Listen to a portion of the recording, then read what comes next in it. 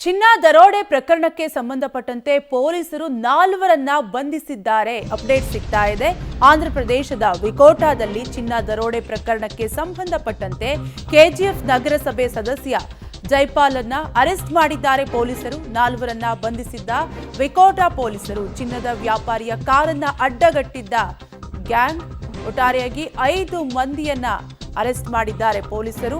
ಸುಮಾರು 3.5 KG ಚಿನ್ನವನ್ನ ದೋಚಿದ್ದ A1 ಆರೋಪಿ Jaipal, car ಚಾಲಕ ಮುಕ್ರಂ ಪಾಷಾ, ಕೆಆರ್ ಬಾಬು, ಷಣ್ಮುಗಮನ್ನ ಅರೆಸ್ಟ್ ಮಾಡಿದ್ದಾರೆ ಪೊಲೀಸರು. ಪ್ರಕರಣದಲ್ಲಿ ಒಟ್ಟು 13 ಜನರು ಭಾಗಿಯಾಗಿದ್ದು 3 ಕೋಟಿ ಮೌಲ್ಯದ 3.5 ಕೆಜಿ ಚಿನ್ನದ ಬಿಸ್ಕತ್ತನ್ನ ಪೊಲೀಸರು ವಶಪಡಿಸಿಕೊಂಡಿದ್ದಾರೆ. ಒಟ್ಟಾರೆಯಾಗಿ ಚಿನ್ನ ದರೋಡೆ ಪ್ರಕರಣಕ್ಕೆ ಸಂಬಂಧಪಟ್ಟಂತೆ ಒಟ್ಟು 5 ಮಂದಿಯನ್ನ ಪೊಲೀಸರು ಬಂಧಿಸಿದ್ದಾರೆ. ಇದರಲ್ಲಿ A1 ಆರೋಪಿ ಜಯರಾಮ್ ಜೊತೆಗೆ ಕಾರು ಚಾಲಕ ಮುಕ್ರಂ ಪಾಷಾ, ಕೆಆರ್ ಬಾಬು, ಷಣ್ಮುಗಮನ್ನ ಪೊಲೀಸರು ಬಂಧಿಸಿದ್ದಾರೆ. ಪ್ರಕರಣದಲ್ಲಿ ಒಟ್ಟು 13 ಜನರು ಭಾಗಿಯಾಗಿದ್ರು.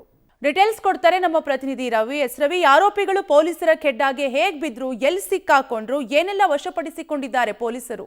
ಖಂಡಿತ ಕಾವ್ಯ, ಇದೇ ತಿಂಗಳ 2ನೇ ತಾರೀಕು ಆಂಧ್ರ ಪ್ರದೇಶ ಜೊತೆಗೆ ತಮಿಳುನಾಡು ಗಡಿ ಭಾಗದಲ್ಲಿ ಒಂದು ದರೋಡೆ ನಡೆಯುತ್ತೆ. ಅಂದ್ರೆ ಚೆನ್ನೈನಿಂದ ಕೆಜಿಎಫ್ಗೆ ಚಿನ್ನವನ್ನ ಸಾಗಿಸ್ತಾ ಇದ್ದಂತ ಒಬ್ಬ ವ್ಯಾಪಾರಿಯನ್ನ ಅಡ್ಡಗಟ್ಟಿ ಒಂದು 4 ಜನ ದರೋಡೆಕೋರರು 3.5 ಕೆಜಿ ಚಿನ್ನವನ್ನ ದರೋಡೆ ಮಾಡಿರ್ತಾರೆ.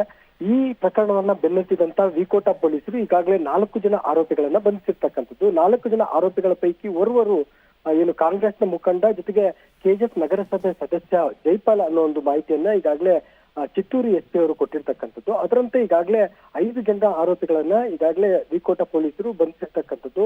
ಆರೋಪಿಗಳ ಬೆನ್ನತ್ತುವುದಕ್ಕೆ ಪ್ರಮುಖ ಕಾರಣ 3.5 ಕೆಜಿ ಚಿನ್ನವನ್ನ ಈಗ ದರೋಡೆ ಮಾಡ್ತಾರೆ. ಇದಕ್ಕೆ ಜೈಪಾಲ್ ಮುಖ್ಯ A1 ಆರೋಪಿ ಆಗಿರ್ತಾನೆ. ಈತ ಪ್ಲಾನ್ ಅನ್ನ ಹಾಕಿ ಮೊದಲೇ ಪೂರ್ವ ನಿಯೋಜಿತವಾಗಿ ಕಾರು ಚಾಲಕನನ್ನ ಬುಕ್ ಮಾಡ್ಕೊಂಡು ಆತ ಬರುವ ಎಲ್ಲ ಮಾಹಿತಿಯನ್ನ ಸಂಗ್ರಹ ಮಾಡ್ಕೊಂಡು ದರೋಡೆಯನ್ನ ಮಾಡಿರ್ತಾರೆ.